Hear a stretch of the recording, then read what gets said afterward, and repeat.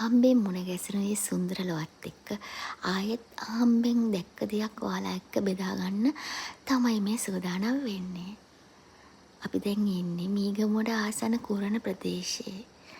දැන් අපිට ගොඩාක් වෙලා තියෙනවා සෑම වීකෙන්ඩ් එකකම ඉරිදා සෙනසුරාදාකම අපි උදේ පාන්දරට බීච් එකේ ඇවිදින්න යනවා. එන්නේ එහෙම ඇවිදින එක දවසක දැක්කා මෙන්න මේ වගේ ලස්සන සිදුවීමක්. සාමාන්‍යයෙන් මේක මුහුදුබඩ ප්‍රදේශවල ඉන්න අය දැකලා ඇති. ඒත් මට මේක විශේෂයි.